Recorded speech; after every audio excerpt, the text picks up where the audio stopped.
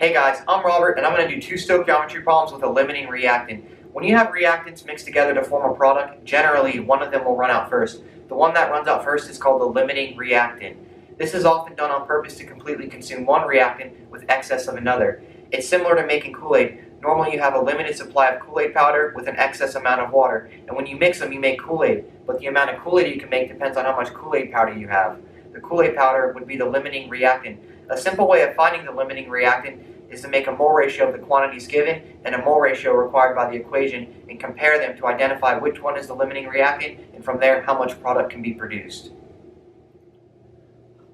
How many moles of Mg3P2 can be produced from the reaction of 0.16 moles of magnesium with 0.02 moles of P4? So we're starting off with 0.16 moles of magnesium, 0.02 moles of P4, and we're trying to figure out how many moles of Mg3P2 can be produced.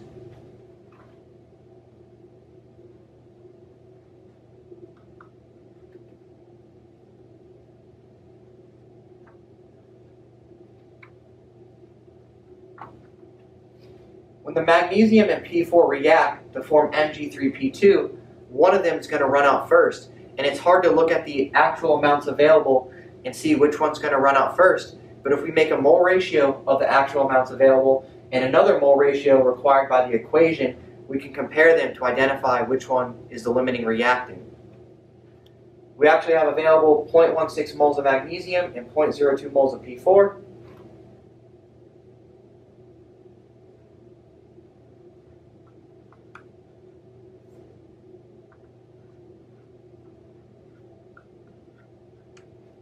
I'm going to divide the 0.16 and divide it by 0.02.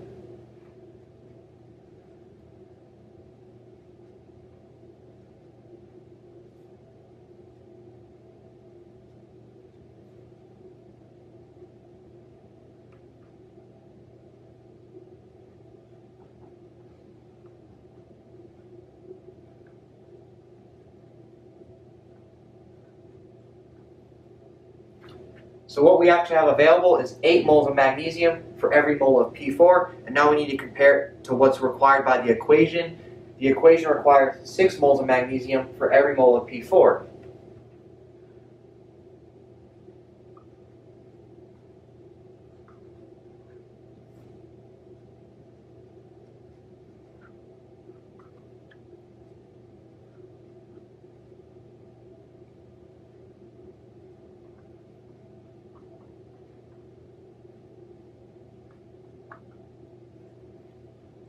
So what the equation requires is 6 moles of magnesium for every mole of P4, and what we actually have available is 8 moles of magnesium for every mole of P4. So if the equation only requires 6 moles of magnesium for every mole of P4, and we actually have 8 moles of magnesium for every mole of P4, that would make the moles of magnesium in excess, and the P4 would be the limiting reactant.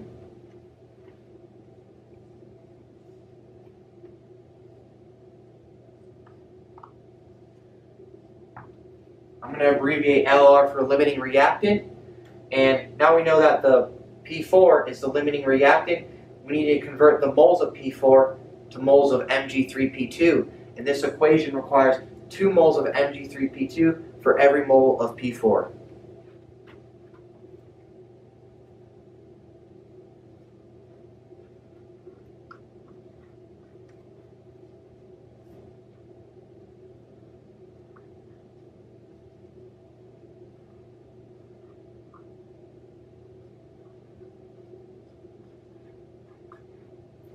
This is the stoichiometric factor. It shows that for every 2 moles of Mg3P2, it requires 1 mole of P4. The math works just like converting between grams and moles.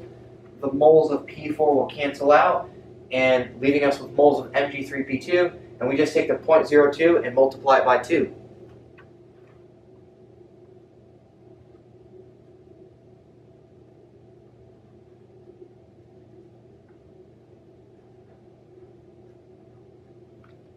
So here we can see that 0.04 moles of Mg3P2 can be produced. What mass of nitric oxide can be produced from the reaction of 650 grams of NH3 with 650 grams of oxygen? We're starting off with 650 grams of NH3, 650 grams of oxygen. and we're trying to find the mass of nitric oxide that can be produced.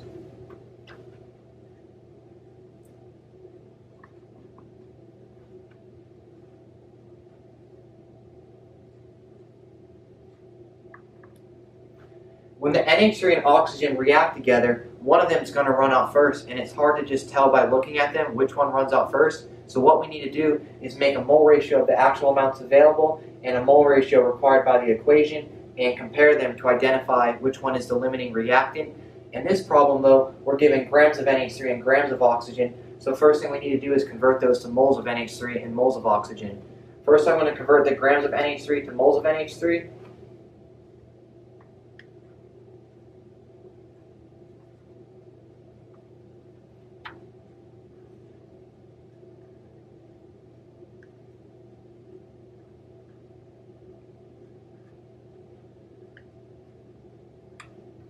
There is 17 grams in 1 mole of NH3. The grams of NH3 cancel out, leaving us with moles of NH3, and we just take the 650 and divide it by 17. We got 38.2.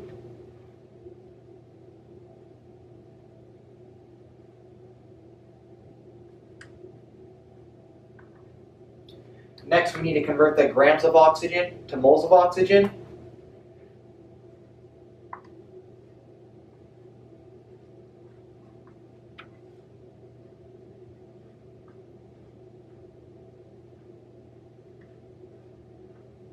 There is 32 grams in 1 mole of oxygen. The grams of oxygen cancel out, leaving us with moles of oxygen, and we just take the 650 and divide it by 32. I got 20.3.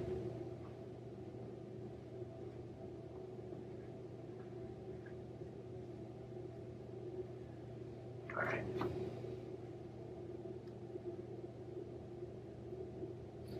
So now what we need to do is take our moles of oxygen and moles of NH3 and make a mole ratio of them. And here we can see that there is 20.3 moles of oxygen and 38.2 moles of NH3.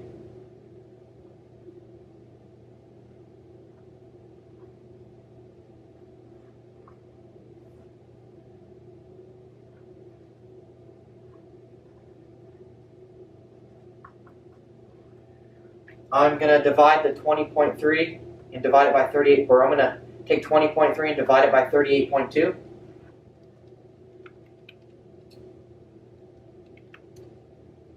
I got 0.531.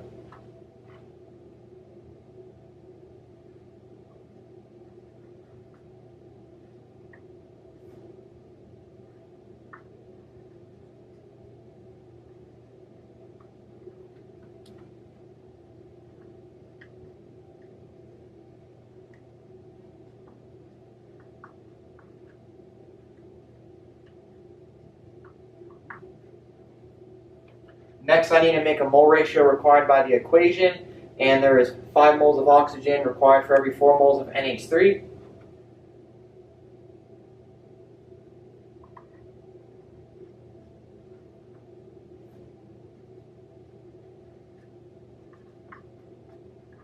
I'm going to take the 5 and divide it by 4.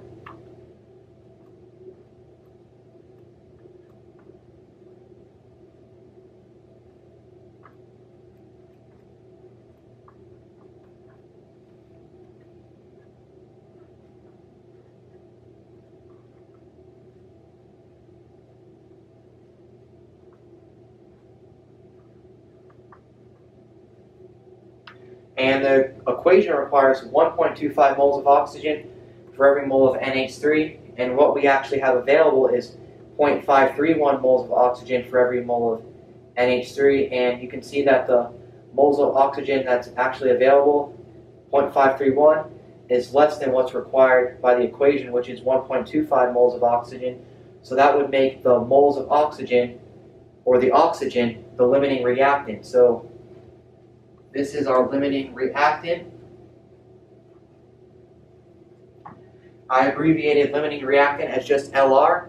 And so the last thing we need to do is convert the moles of oxygen to moles of NO. And for this equation, for every 4 moles of nitric oxide, there is 5 moles of oxygen.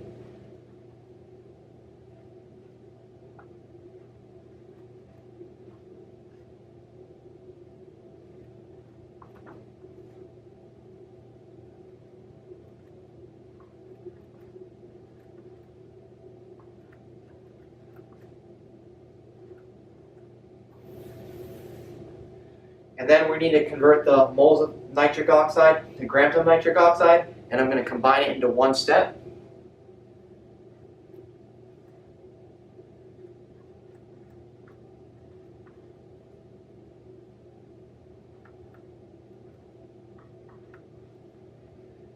Here you can see that the moles of oxygen will cancel out, the moles of nitric oxide will cancel out, leaving us with grams of nitric oxide, and we just take the 20.3, multiply by 4, multiply by 30, and then divide by 5.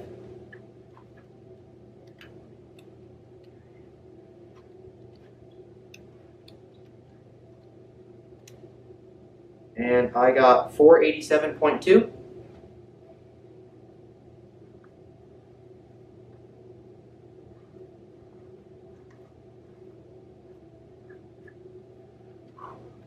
So here we can see that 487.2 grams of nitric oxide gas is produced. And I just want to quickly summarize what we did.